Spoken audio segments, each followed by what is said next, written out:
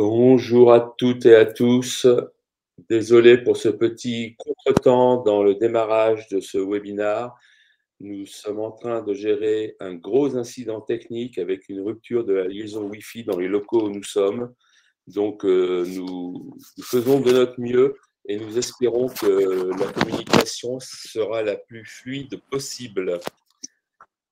Alors, je suis ravi de vous retrouver pour ce nouveau moment d'échange. Alors, comme d'habitude, je vais tutoyer mes invités. Donc, aujourd'hui, nous sommes dans la série de nos échanges consacrés à tous les univers professionnels et nous faisons un focus sur celui de l'enseignement. Donc, l'enseignement, pour vous donner un ordre d'idée de cet environnement. Ah, Vincent vient de nous rejoindre. Stan, arrête de bouger ta caméra, s'il te plaît. Donc, l'enseignement, pour vous résumer ce que ça représente, vous avez l'habitude de nous entendre parler de nos vies professionnelles qui représentent, bon an, mal an, une bonne quarantaine de notre vie active. Eh bien, avant d'arriver dans cette quarantaine de vie active, nous passons 20 ans à l'école pour être mis sur les rails par des profs. Ces profs nous accompagnent du mieux qu'ils peuvent en étant ce qu'ils, elles, ou elles sont. Alors, les profs ont cette particularité, c'est que ces 20 ans de notre vie, eux, c'est leur univers professionnel. Ils y passent 40 ans de leur vie ou plus. Et c'est un univers qu'ils gèrent à 4 dimensions. Il y a d'une part leur hiérarchie, il y a ensuite, alors petite précision sur les hiérarchies, elles peuvent être plurielles, des profs peuvent être multi-établissements. Il y a leurs collègues qu'ils croisent au quotidien, il y a bien sûr les élèves et il y a aussi, jusqu'à un certain niveau d'enseignement, les parents des élèves qui interagissent avec ces profs. Alors, les profs, on peut dire que ils sont là durant ces 20 ans et qu'ils sont eux aussi le reflet de la société. C'est-à-dire que, comme nous disons au quotidien, il y a 8 à 10% de la population qui est LGBTQI+, il y a mathématiquement 8 à 10% de la population enseignante qui l'est également. Alors, aujourd'hui, j'ai le plaisir d'accueillir autour de vos écrans 3 profs qui représentent les 3 degrés de l'enseignement. Donc, le premier, le primaire, le deuxième degré, donc collège-lycée, et le troisième degré avec l'enseignement supérieur. Alors, pour le premier, nous avons Stan Husson-Steinbar, qui est professeur des écoles à Strasbourg. Bonjour Stan. On va avoir une réponse. Le deuxième, qui est du deuxième degré, c'est Vincent Patinier, qui est professeur documentaliste à Saran, dans le Loiret.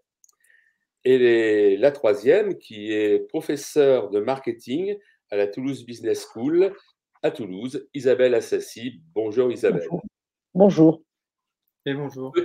Petite particularité du jour, nous faisons un petit tour de France et nous sortons du périmètre parisien. Et donc, vous allez avoir des regards de personnes engagées et qui sont ce qu'elles sont également en dehors de Paris et de l'Île-de-France. Alors, ma première question, elle va être relativement simple. Avant de poser la première question, pardon, j'oublie de vous préciser, mais vous le savez par cœur, que n'hésitez pas à utiliser le chat, à poser des questions. Nous y répondrons autant que possible tout au long de cet échange.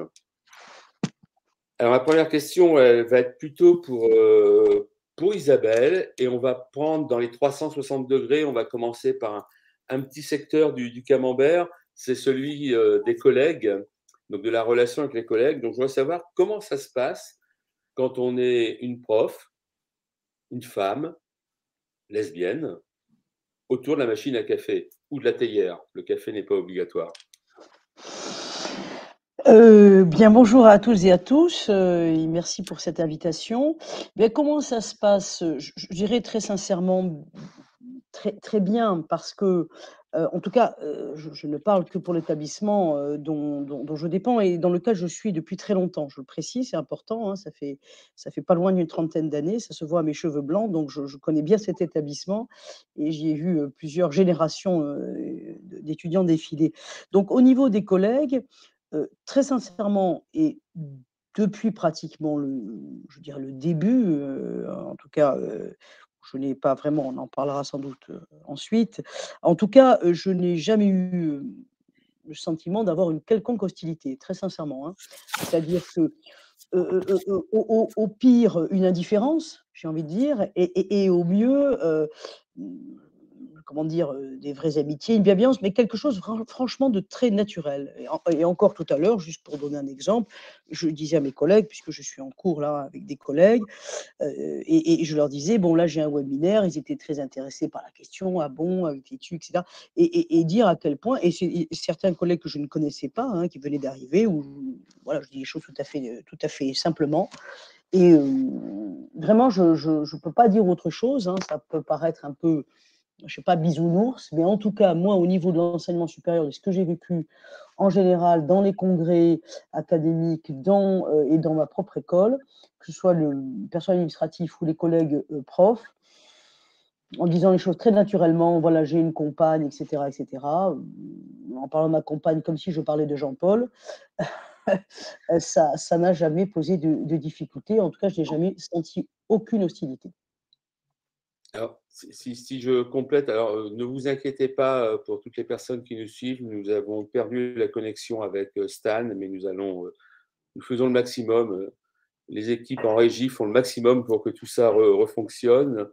Vincent, je vais me tourner vers toi et te dire comment ça se passe avec tes collègues, comment ça se passe cette situation quand on est dans la salle des profs.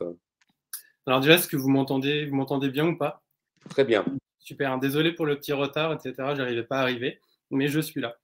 Alors moi, en fait, dans mon établissement, c'est ma 8e année, dans le collège où je suis. Je rejoins Isabelle, j'ai pas non plus d'hostilité de la part des collègues. En revanche, j'ai tendance à énormément anticiper les choses, c'est-à-dire que je suis dans une illusion de contrôle permanente, c'est-à-dire que même je peux pas contrôler ce que pensent mes collègues, mais j'essaie de verrouiller pas mal les choses à ce niveau-là. Longtemps, j'ai essayé de passer voilà, pour un hétéro dans mon établissement parce que je pensais que c'était plus simple. Et donc, j'anticipe énormément les réactions des autres, donc j'essaie de calibrer, de baliser énormément et je mets en place une visibilité qui serait plutôt progressive, voire sélective en fonction des gens qui sont en face de moi. Soit j'arrive à sentir directement que l'échange peut se passer tout à fait simplement. Si j'ai un petit doute, je préfère ne pas y aller par principe de précaution. Il m'est arrivé aussi en fait d'en parler à mes collègues tout simplement parce que je suis très à l'aise avec les femmes et je voulais pas qu'il y ait d'ambiguïté ou de malentendu en fait sur le fait que je sois très à l'aise. Et des fois, je me suis senti obligé de le confier en disant je préfère effectivement clarifier les choses. Je suis très à l'aise dans la discussion. Il n'y a pas d'avance dans ma tête. Il n'y a pas d'objectif particulier. C'est juste, voilà, je suis très à l'aise. Donc, parfois, c'était plus par aussi un principe de précaution, mais qui n'était pas le même. Je précise aussi en fait qu'en salle des profs, ça n'échappe pas en fait à ce qu'on observe dans l'espace public, c'est-à-dire qu'il y a une présomption de d'hétérosexualité, de cisnormativité, et on n'échappe pas non plus à ces éléments-là en salle des profs. Donc on nous demande régulièrement, et toi, est-ce que tu sors avec ta femme, avec ta conjointe, etc. Donc idem, soit je balise, je botte en touche, et mon conjoint en plus a un prénom, s'appelle Alex, donc c'est très facile de jouer sur les deux tableaux. Voilà, comme ça je rentre pas dans les détails, je ne donne pas de pronom, donc en fait je fais régulièrement, faites attention quand même, je contrôle énormément aussi mon expression. Je fais attention à la manière dont je m'habille. Longtemps, je me suis interdit de porter du rose parce que dans ma tête, c'était trop calibré, menace du stéréotype et on allait m'associer à, etc. et à une espèce de féminité, une case dans laquelle je voulais pas forcément rentrer dans ce stéréotype-là. Donc, je contrôle voilà aussi mes gestes, ma voix, mes habits, etc. pour cette visibilité, voilà, en tout cas progressive et sélective. Merci Vincent pour ton témoignage. Alors, est-ce que Stan nous entend ou pas? Ou pas? On va continuer on va continuer l'échange. Je crois que c'est bon, Nicolas. Je pense que Stan nous entend. Non? Stan, est-ce que tu nous entends, Stan? Non. Bon. Je vous entends très très mal. Ah, c'est dommage. Alors, nous, on t'entend très très bien. Est-ce que nous, on t'entend très très bien, Stan, et je vais. Est-ce que tu peux nous parler, on parlait de la relation avec les collègues lorsqu'on porte une singularité. Est-ce que tu peux nous dire, toi, comment ça se passe avec les collègues et surtout par rapport à ta situation personnelle que je n'ai pas décrite?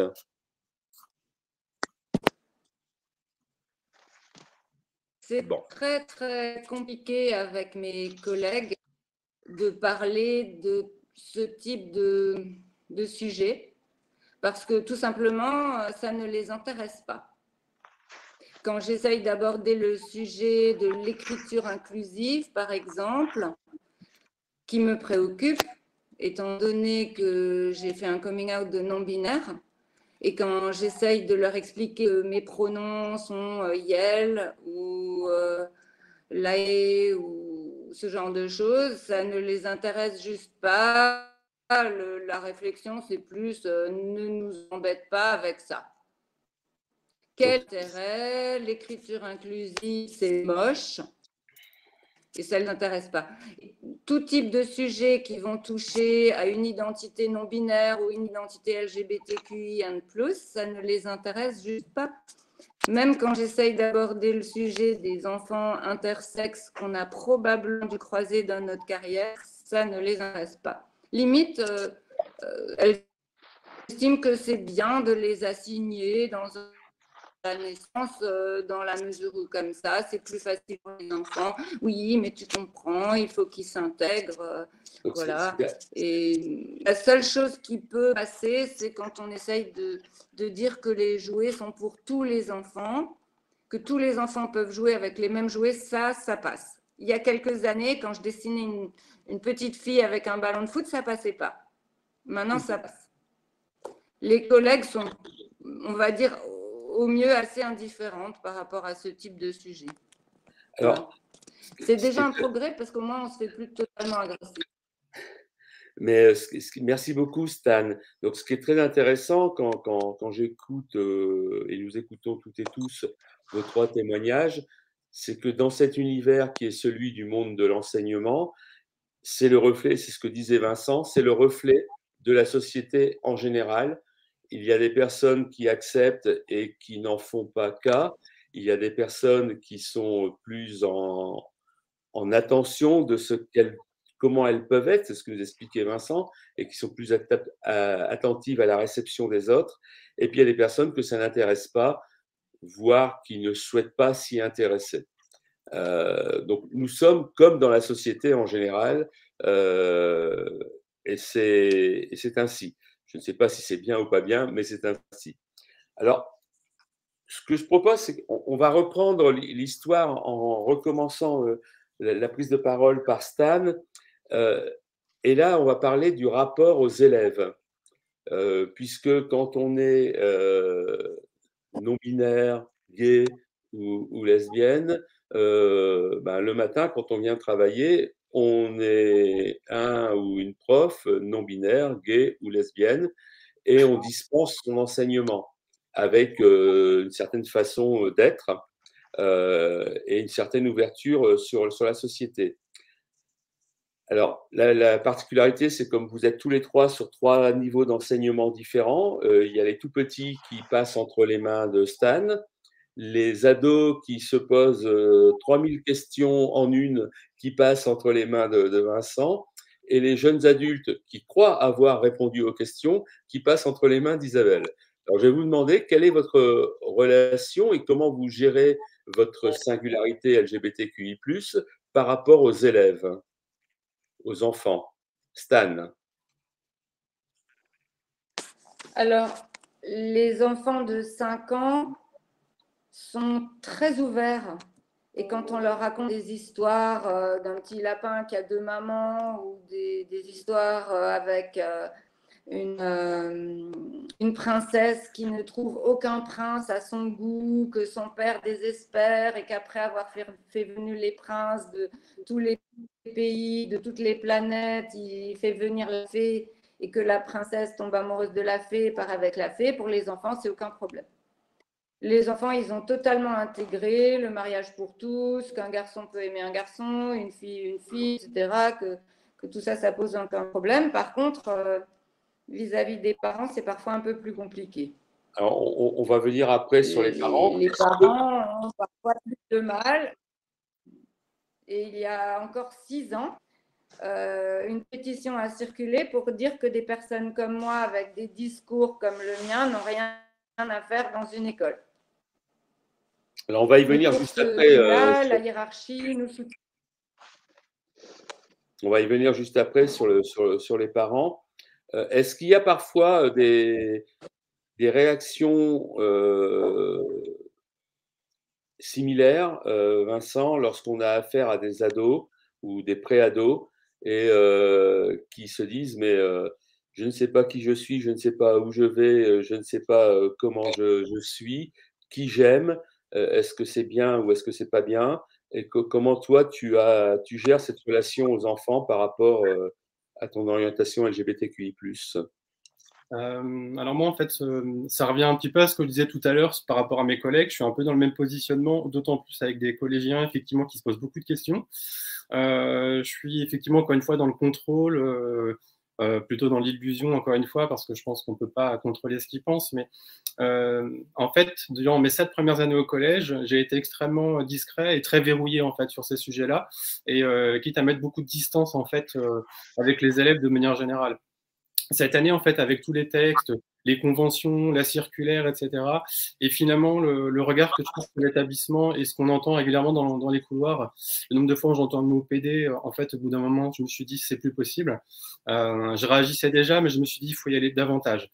Alors, je suis référent aussi à égalité filles-garçons dans mon établissement. C'est important de le dire parce que je travaille déjà beaucoup sur l'égalité filles-garçons, la lutte contre le sexisme, les stéréotypes de genre, etc.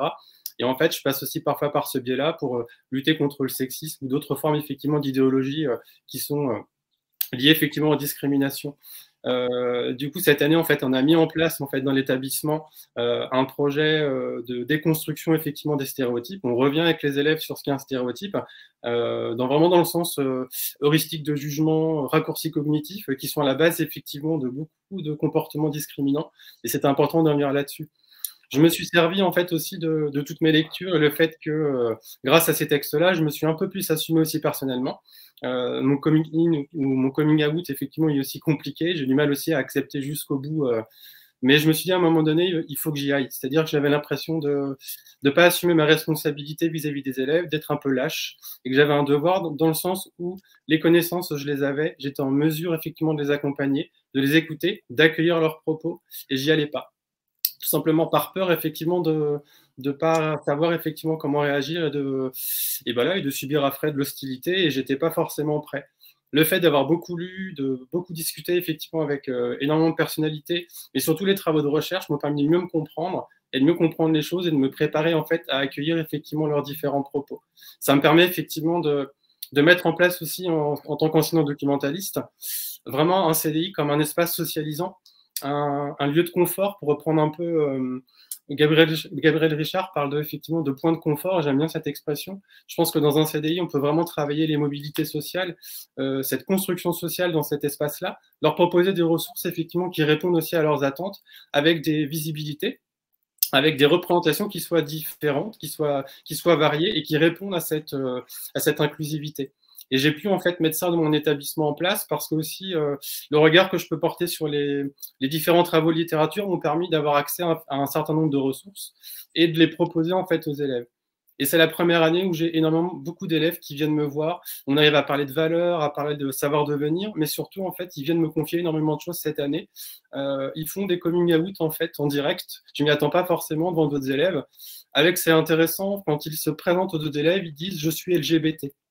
Et je trouve ça intéressant, cette manière de se présenter. Et là, c'est la première année où j'ai autant de confidence, autant de confiance. Et je me suis dit que j'ai bien fait, en tout cas, enfin d'y aller aussi, de me dire que voilà, je pouvais être aussi, je ne veux pas dire un modèle positif, c'est un peu prétentieux, mais dans le sens où leur montrer qu'effectivement, on peut être enseignant, que ça ne pose pas de problème, on peut discuter de ces sujets-là et que dans l'établissement, il n'y a pas d'hostilité à mon égard. Et c'est vrai que les sociologues le disent aussi, les élèves attendent des signes d'ouverture. Et je pense que c'était le moment aussi, j'ai bien senti qu'ils attendaient des signes d'ouverture. Et quand on intervient dans les classes, je sens les regards en fait tournés vers moi et je sens le merci dans les yeux parce que le fait de m'être beaucoup documenté, j'arrive à avoir en fait un discours qui soit placé sur la nuance et qui soit aussi précis. Parce qu'on voit ici parfois, les discours sont maladroits, il y a beaucoup de choses erronées, c'est pathologisant parfois. Et le fait d'être assez dans la maîtrise du contenu, parce que j'aime bien maîtriser les choses, m'a permis effectivement en fait, de mettre en place des échanges avec les élèves qui étaient extrêmement précieux et des retours d'élèves qui sont venus me remercier en me disant « enfin, merci ». Merci beaucoup, Vincent. Dans tout ce que tu viens de dire, tout était extrêmement important, mais je retiens aussi que les élèves sont en attente de signes d'ouverture pour pouvoir s'exprimer. Et je vais faire le lien avec les missions principales de TTU Connect. C'est aussi ce qui est attendu dans le monde du travail en général, c'est d'avoir des signes d'ouverture pour que chacun et chacune ait la liberté de s'exprimer si elle ou il le veut. Et ça, c'est extrêmement essentiel. Alors, on va agrandir un peu. Ils ont eu leur brevet des collèges, ils ont passé leur bac avec mention et ils arrivent chez Isabelle. Isabelle, toi, les élèves que tu as dans tes cours sont des adolescents ou des jeunes adultes. Ils ont déjà une certaine liberté d'être. Et comment ça se passe, cette relation aux élèves sur ce sujet LGBTQI+, et est-ce qu'il t'est déjà arrivé d'avoir à partager ta sensibilité avec d'autres élèves? Alors, oui, alors nous, oui, effectivement, c'est des étudiants qui sont au minimum bac+2, hein, donc on les a bac+2 et bac+5 ou plus. Donc, effectivement, c'est des jeunes adultes hein, qui ont déjà une vie amoureuse, voilà, hein, qui sont un peu moins. Ça ne veut pas dire qu'ils ne se cherchent pas, hein, pas du tout. Certains peuvent tout à fait avoir un certain nombre de questionnements, mais évidemment, c'est différent du collège et encore plus, évidemment, de jeunes enfants. Ce pas les mêmes problématiques. Alors, il y a deux choses, je dirais. Il y a les relations, moi, que je peux avoir. Bon, d'abord, nous, c'est une grosse communauté, hein, c'est important, peut-être par rapport au collège et à l'école. Nous, on a 3 000, 5 000 étudiants, hein, donc c'est quand même, il y a du monde. Je prétends pas avoir connaître tous les étudiants, hein, c'est extrêmement.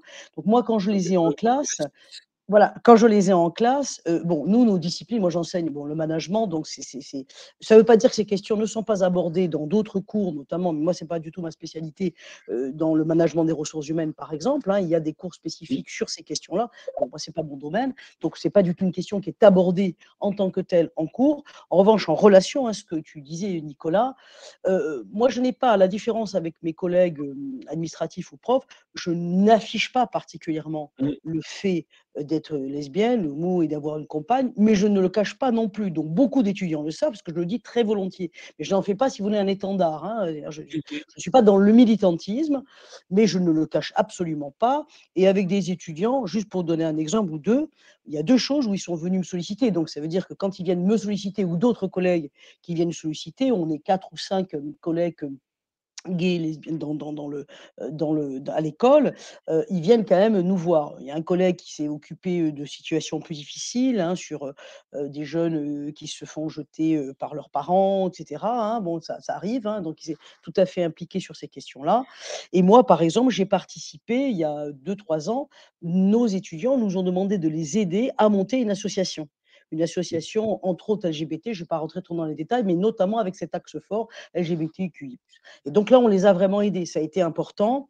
On a porté ces sujets. On a même fait en première année, c'est-à-dire au niveau de la licence, tout un séminaire sur comment, je ne sais plus comment était le titre, mais c'était vraiment sur cette question sur LGBT. Et on s'est aperçu qu'au sein des étudiants, il y avait des grosses divisions, il y avait des gros clivages. On était quand même dans le monde hétérodominant, hein, quand même, très nettement. Et que donc, quand même, les étudiants qui se sentaient différents, quel que soit d'ailleurs effectivement LGBTQ+, hein, avaient du mal quand même à se positionner, ne souffraient pas forcément, pas toujours d'ostracisme, mais parfois oui.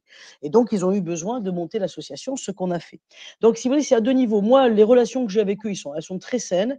Ils viennent me demander, mais comme à mes collègues, hein, un certain nombre de conseils. Il y en a un ou deux qui cherchent, par exemple, des stages. Ils me demandent des avis sur le CV. Est-ce qu'ils peuvent vraiment afficher le fait qu'ils aimeraient travailler? En fait, certains me demandent, par exemple, si ils doivent laisser vraiment transparaître, c'est intéressant ce que disait Vincent, hein, leur homosexualité, par exemple. Ils se posent ces questions-là au moment du recrutement. Hein, qu'est-ce que je fais? Est-ce que si on me pose la question, je dis oui, je dis non, je cache, je viens. Donc ça, on essaie de les aider autant que l'on peut, mais bon, on ne prétend pas avoir la vérité. Et on les aide aussi quand même pas mal à mener des actions et qui ne sont pas si simples que ça dans l'enseignement supérieur. Hein. C'est pas si simple, c'est pas voilà, c'est pas si simple pour des étudiants et des étudiantes d'être dans ce monde-là, même si je dois noter, puisque ça fait quand même longtemps que je travaille, je terminerai là-dessus, il y a une nette évolution favorable entre ce que j'ai connu dans les années 90 et aujourd'hui. C'est-à-dire, il y a quand même une beaucoup plus de tolérance. Moi, c'est ce que je ressens. Hein, je ne sais pas si vous... Mais en tout cas, moi, à l'école, je vois que c'est quand même plus facile pour les jeunes aujourd'hui d'afficher qu'ils sont LGBTQ+, que ça l'était il y a 20 ou 30 ans. Ça, c'est tout à fait clair, me semble-t-il. Ça ne veut pas dire que tous les problèmes sont résolus, mais ils en parlent plus volontiers et ils l'affichent plus volontiers. Voilà.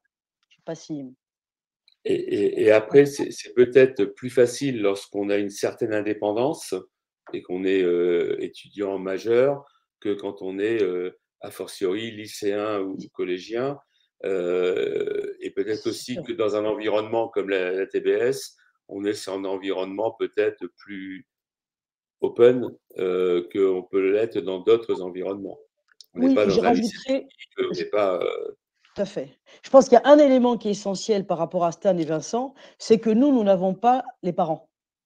Et ça, je pense que Ah c'est quand oui. même très important. Je pense que pour Stan et Vincent, évidemment, les problématiques ne sont pas de la même nature, parce que là, il y a les parents qui peuvent se mêler d'un certain nombre de choses, et en contenu d'enseignement, parce que et au-delà d'intervenir. Moi, je ne connais pas les parents de mes étudiants. Voilà, ils ne sont jamais intervenus, j'ai affaire à des adultes. Et donc, je pense que là, ça change quand même la donne, évidemment, parce que les jeunes, comme tu le dis, Nicolas, ils sont complètement indépendants de leurs parents. Je ne sais pas ce qu'ils leur disent ou qu'ils ne leur disent pas, mais à nous, ils nous disent des choses que probablement ils ne disent pas aux parents. Mais moi, je n'ai pas les parents qui viennent me voir.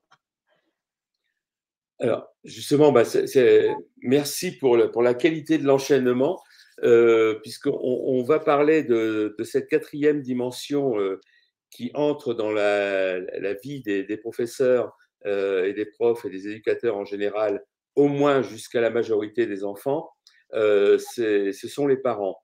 Avant de donner la parole à Stan puis à Vincent sur ce sujet, moi, je voudrais vous partager le témoignage d'une personne qui n'est pas là aujourd'hui, qui est un directeur d'école primaire.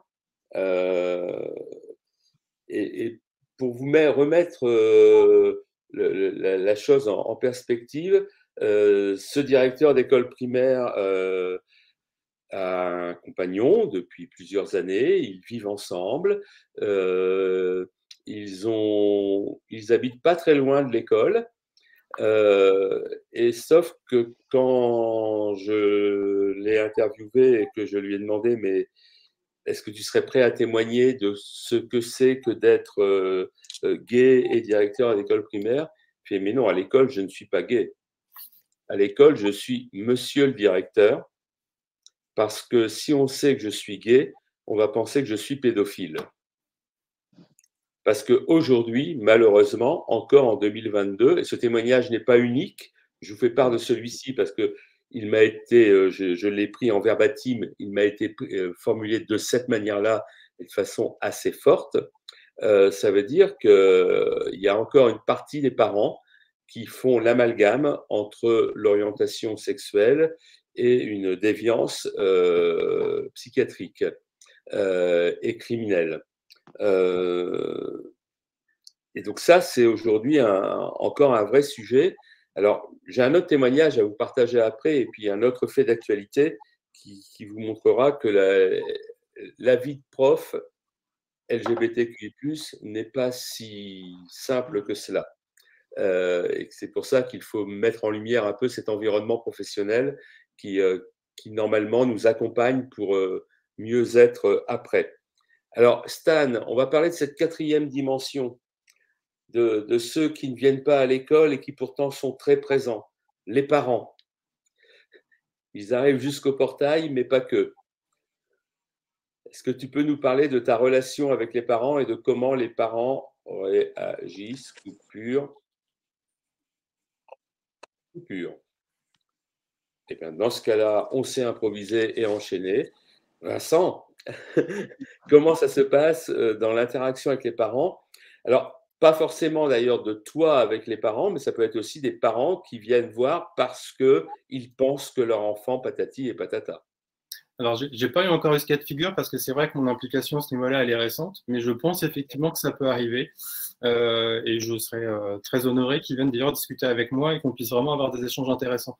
Par rapport aux parents, moi, c'est vrai que quand je suis enseignant documentaliste, j'ai pas affaire forcément directement aux parents, donc je fais pas forcément les rencontres parents-prof, etc.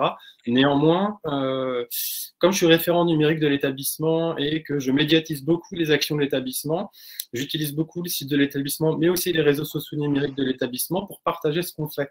Et ma démarche, elle est vraiment dans le sens de construction aussi d'échanges avec les parents, et certains parents réagissent en fait à des projets, quels qu'ils soient. Hein. J'ai pu avoir des échanges sur la laïcité, par exemple, etc. Et je trouve ça très intéressant de discuter, d'avoir des interrogations, et que je puisse apporter en tout cas des réponses qui soient, j'espère en tout cas, constructives. Le fait de médiatiser, ça me permet aussi de voir un petit peu les différentes réactions. Y compris aussi par rapport à mes collègues, parce que mes collègues sont aussi des parents. Donc ça me permet aussi effectivement en discutant avec mes collègues, de voir un petit peu les réactions, de doser, de savoir effectivement dans quel cadre on travaille. Et je vois bien que les réactions, elle est pour l'instant très positive. On réfléchit aussi à la coéducation, c'est-à-dire à l'éducation aussi parfois des parents qui seraient non-genrés, et comment l'école effectivement n'arrive pas forcément à suivre cette éducation non-genrée, et que justement nous, on genre plutôt les choses en fait dans les établissements. Donc, j'essaye aussi avec les parents, que sont mes collègues, de faire prendre conscience aussi parfois des biais qu'on peut avoir dans l'enseignement, de pouvoir réguler parfois quelques activités et de voir effectivement si collectivement on peut travailler ensemble, parce que tout seul, je peux hélas pas tout faire. Et je pense que vraiment en travaillant avec les collègues sur nos différents biais, etc., dans quelle mesure on peut être vraiment acteur de l'apprentissage des élèves, et puis une certaine agentivité me paraît important, et comment on peut transférer les impacts transférer les acquis et l'impact de certaines actions avec l'aide de mes collègues. Moi, je me positionne plutôt là-dessus. Et je vois bien qu'au niveau des réseaux sociaux, le fait de parler aussi avec des parents, mais qui ne sont pas dans mon établissement scolaire, je le remarque aussi. Je publie beaucoup actuellement mes lectures, des articles, etc., pour voir aussi, doser un petit peu les réactions, pour pouvoir aussi anticiper dans mon établissement les potentielles réactions. Parce que je sais que quand on dit le mot genre, parfois ça fait réagir, ça fait bondir. Le pronom yel, encore hier, j'écoutais une émission de 28 minutes, la journaliste répondait « Oh, attention, tu as prononcé le mot yel, c'est compliqué », mais dans le sens attention effectivement au retour, parce qu'on sait que certains mots effectivement sont encore très compliqués. Stan tout à l'heure parlait de la non-binarité, et effectivement quand j'en parle effectivement autour de moi, à mes collègues autour de moi, c'est des choses qui sont encore très très incomprises. Et là en fait il y a blocus un peu genre oh là c'est trop compliqué, on comprend plus. Donc à ce niveau-là, j'en suis là. Je travaille en tout cas pour faire entendre cet espace social du genre qui est extrêmement pluriel, extrêmement riche, de manière progressive. Mais je pense qu'il faut que je prenne un petit peu de temps pour pas arriver non plus de manière trop forte auprès des parents. Et j'espère surtout que ce que je fais avec les élèves puisse un peu remonter quand même avec les responsables légaux, que ça puisse travailler, qu'il puisse y avoir des échanges constructifs, et que au pire, que l'élève vienne me voir et que me demande des arguments, des explicitations, qu'il puisse ramener à la maison. Je me dis au moins si j'arrive à faire ça, je serais plutôt content. Merci beaucoup Vincent pour ce témoignage.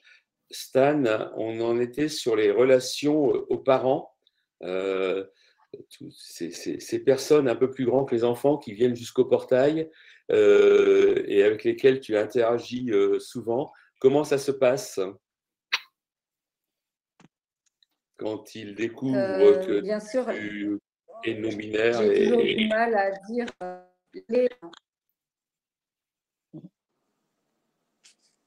J'ai toujours du mal à dire les parents, parce que chaque parent est différent. Oui. certains parents sont vraiment ouverts et même me demandent mes pronoms, sont prêts à les utiliser sans problème et même sont très, très bienveillants, intéressés, intéressants. Et d'autres sont hostiles et vont donc même fuir. Ou au mieux, ils diront rien, au pire, ils parleront, mais pas face à moi. Ils resteront à discuter entre eux et insisteront bien pour me dire bonjour, madame, alors qu'ils savent très bien que j'ai juste demandé qu'on me dise bonjour, ou alors bonjour Stan. Donc certains, et même ma hiérarchie à ce niveau-là, insiste toujours sur le madame et sur le maîtresse. C'est assez insupportable, je reconnais, et en même temps, c'est très difficile de lutter contre ces stéréotypes. Et quand j'ose expliquer pourquoi madame titre qu'on nous donne en fonction de nos organes sexuels, ça dérange. Mais bon, je continue mon petit bonhomme de chemin et je me dis qu'au moins maintenant, certains parents se posent la question et utilisent Yel quand ils parlent de moi et s'adressent à moi en disant juste bonjour ou bonjour Stan. C'est un petit progrès. Voilà. D'accord. Merci Stan. On est toujours preneur des petits progrès dans la vie. Tu as cité le soutien de la hiérarchie.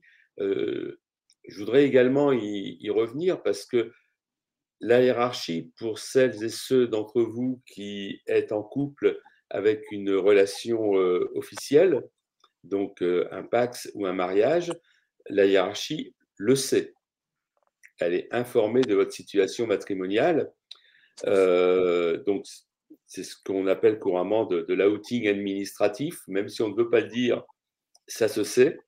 Et comment la hiérarchie réagit? Non, le chat, il peut rester. Comment la hiérarchie réagit par rapport à ces situations? Est-ce que vous avez déjà rencontré des situations où elle vous a soutenu ou soutenu une collègue ou au contraire, est-ce qu'il y a comment elle réagit, tout simplement? Et on va commencer par la hiérarchie la plus, je ne sais pas si c'est la plus simple, celle où il y a le plus d'adultes, chez Isabelle.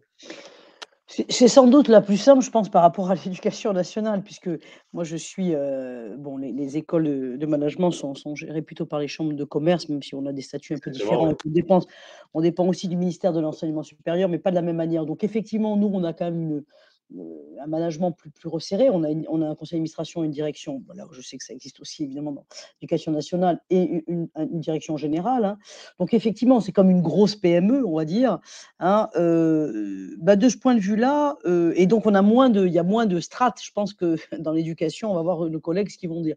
Donc sur vraiment la hiérarchie directe, là, une fois de plus, je pense que c'est le grand point fort quand même de l'enseignement supérieur. Il y a une telle liberté là, de ce point de vue quand même, à la fois des enseignants et honnêtement la direction générale.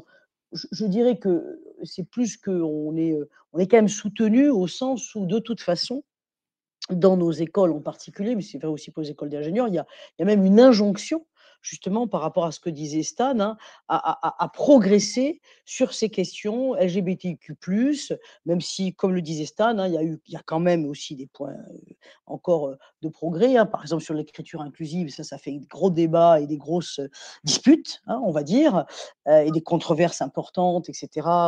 Et avec les anciens, nous, on dépend beaucoup des anciens, hein, des diplômés de l'école qui peuvent nous envoyer des lettres incendiaires en disant arrêtez d'utiliser parfois l'écriture inclusive, etc.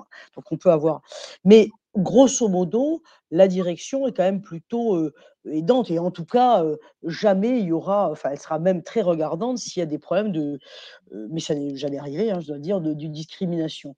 Et favorise plutôt, en tout cas, est attentive à ça, même si, encore une fois, je vais pas, voilà, il peut y avoir quand même des limites par rapport à ce que disait Stan, c'est-à-dire que voilà, ils vont être attentifs sur ces questions d'écriture inclusive, c'est absolument pas tranché, hein, c'est vraiment, il y a les pour, il y a les contre, il y a des histoires, qu'est-ce qu'on fait, parce que dans les documents nous-mêmes que l'on produit, hein, est-ce qu'on doit, voilà, donc ça, c'est pas tranché, et là, il y a vraiment les mêmes combats que dans la société, hein, c'est exactement les mêmes propos, les mêmes combats, etc.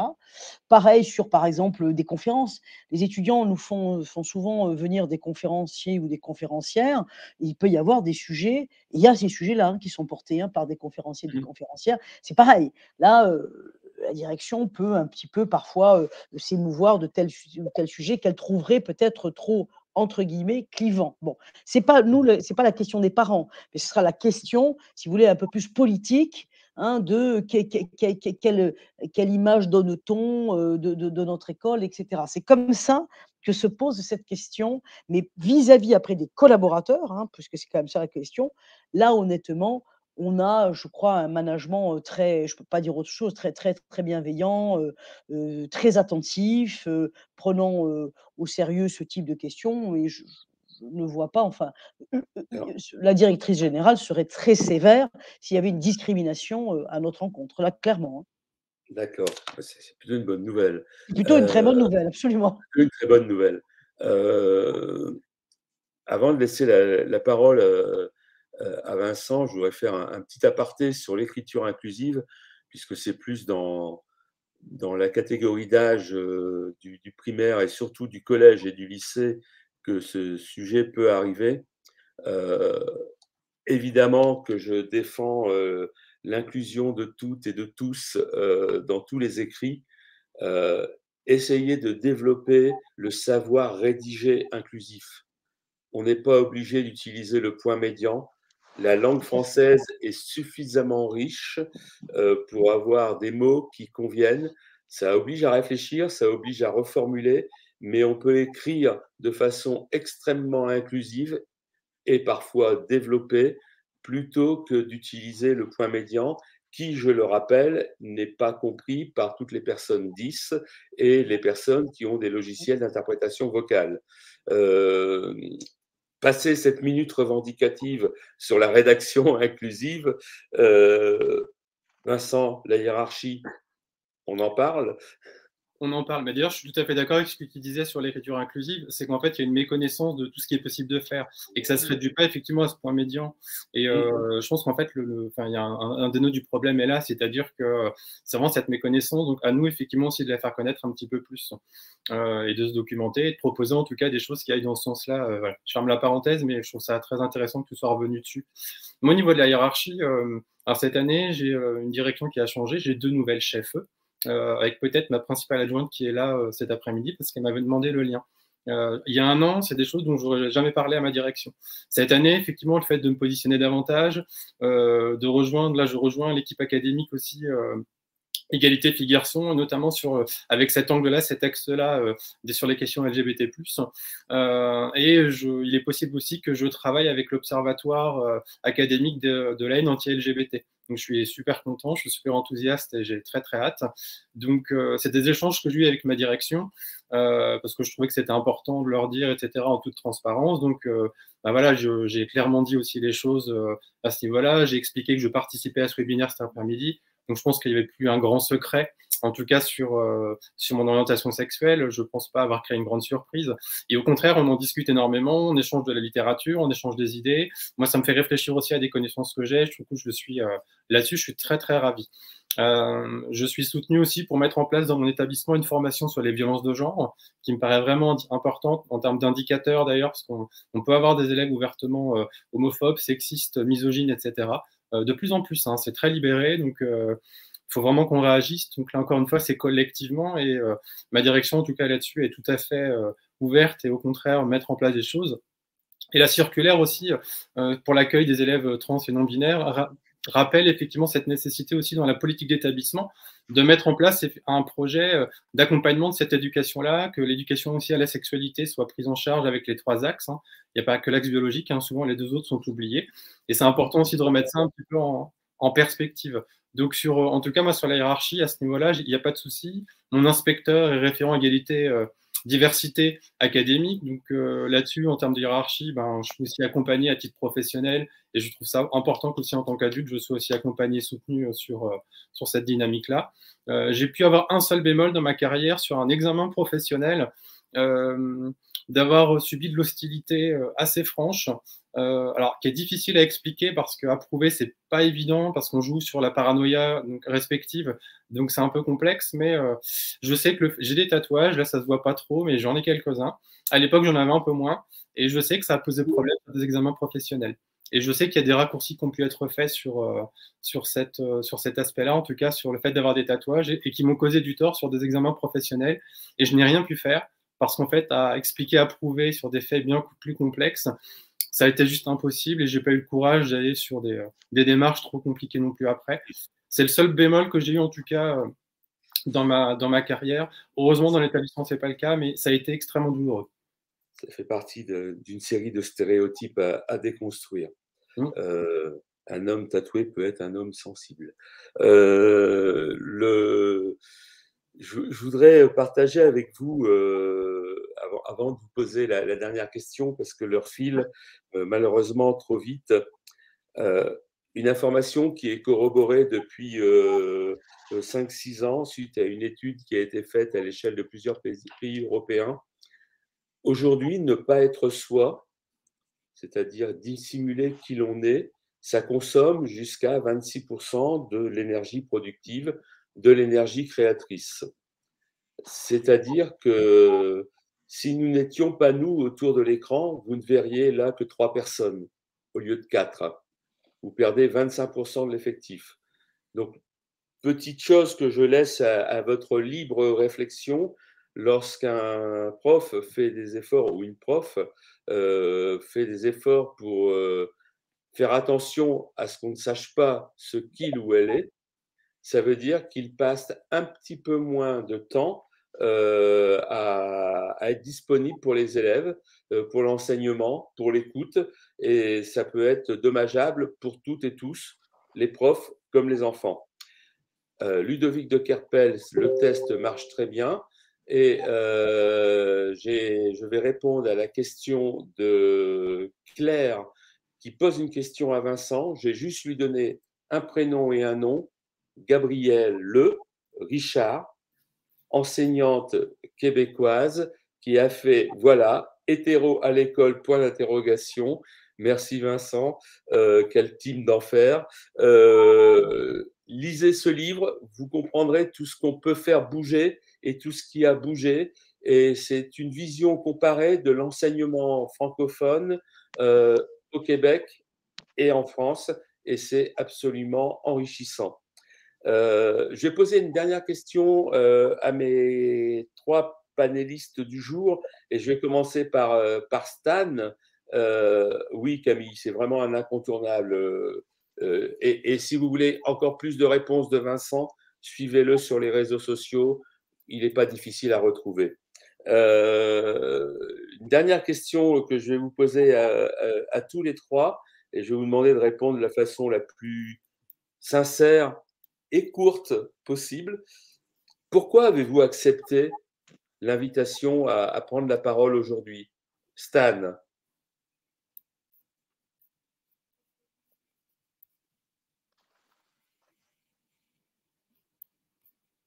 Un problème de son, Stan ne m'entend pas.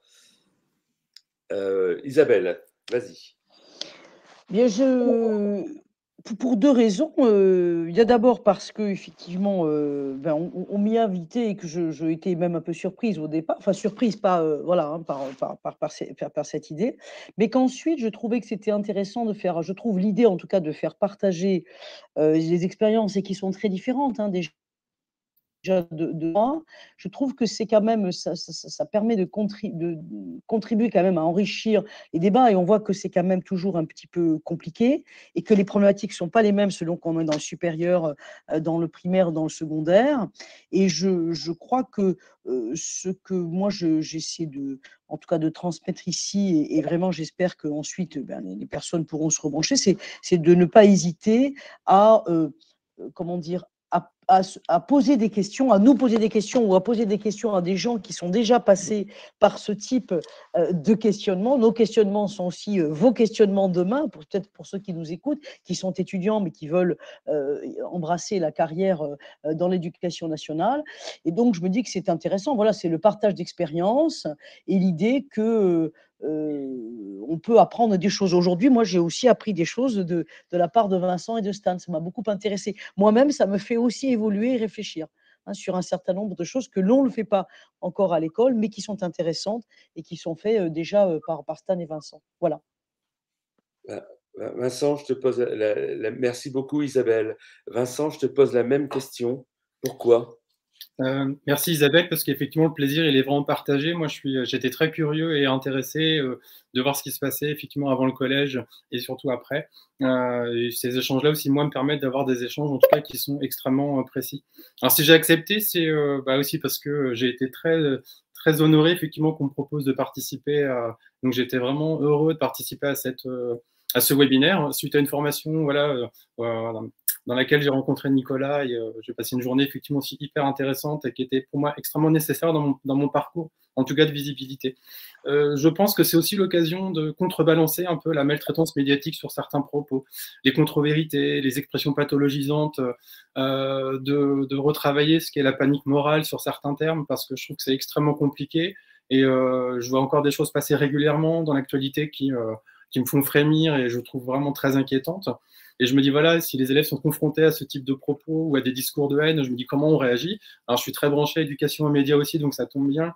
Ça me permet aussi, par l'intermédiaire d'un webinaire, de faire passer aussi un petit peu ces éléments-là. Mais je pense que accompagner effectivement les élèves, mais aussi les adultes, voilà, sur cette éducation anti-oppressive, pour reprendre l'expression de Gabriel Richard, mais me paraît vraiment importante pour accompagner les élèves sur leur autodétermination, accompagner leurs points de confort, mais surtout identifier les micro-violences qu'on peut mettre en place dans des établissements scolaires sans s'en rendre compte, et puis questionner aussi son rôle d'adulte, et surtout, voilà, Arnaud Alessandrin parle des privilèges de genre, comment on peut déprivilégier le genre, et je trouve cette expression, elle est hyper intéressante si on y réfléchit un petit peu pour réfléchir aux impensés, qu'on ne pense pas régulièrement. Et je pense que c'est notre rôle aussi en tant qu'acteur pour mener des échanges avec les élèves qui soient dans la nuance, constructifs, pour éviter la polarisation et le côté binaire.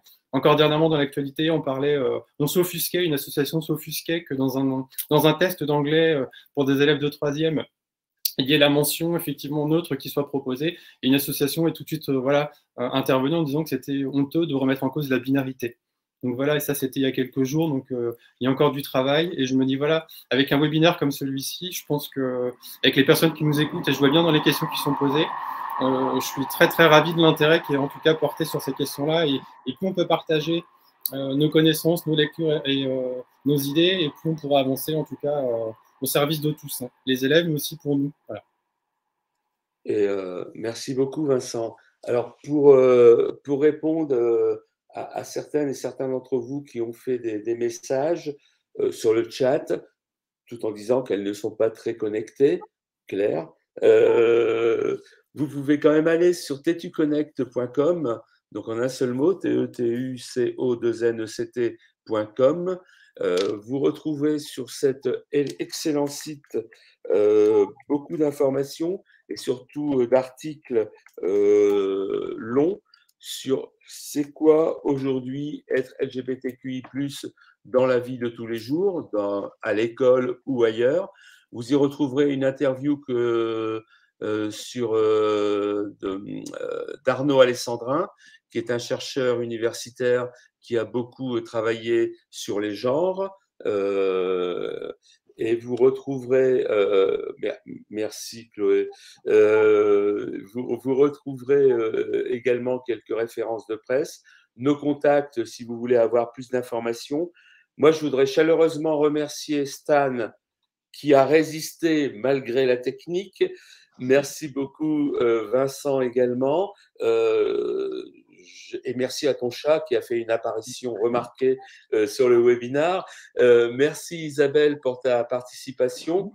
Alors Isabelle, si tu ne sais pas pourquoi tu es arrivée ici, c'est tout simplement parce que j'ai le plaisir de travailler avec Loïc Dumoulin-Richer. Ici, je le sais, je qui le est sais. passé entre tes mains à la TBS. Tout à fait, et tout à donc fait. Qui m'a donné tes coordonnées. Je le sais.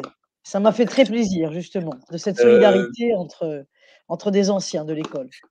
Et merci beaucoup à toutes et à tous. J'espère merci de nous avoir suivis malgré les conditions techniques qui parfois étaient un tout petit peu compliquées. J'espère qu'on a ouvert des portes de réflexion sur c'est quoi être prof LGBTQI+, aujourd'hui en 2022, qu'on vous a un peu surpris par le parcours de nos invités, par leur tranche de vie partagée, et puis que si vous êtes prof, ça va faire bouger votre réflexion.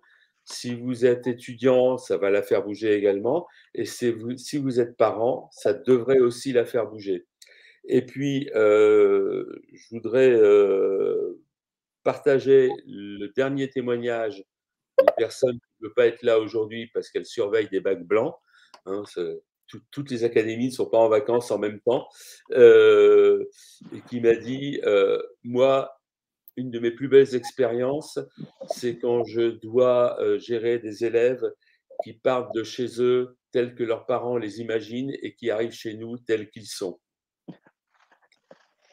Et Ouais. ça, c'est aussi merci les profs de faire cela.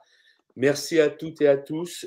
Le prochain webinaire sera le 9 juin et nous parlerons de l'accueil de l'enfant et de toutes les parentalités, voire les grands-parentalités dans les univers professionnels. D'ici là, prenez soin de vous, allez voter, s'il vous plaît, au second tour. Et nous nous retrouvons très bientôt, ici ou ailleurs. Merci Isabelle, merci Stan, merci Vincent, et merci à toutes les personnes qui nous ont suivis. Merci. Merci. Merci, au revoir. Merci.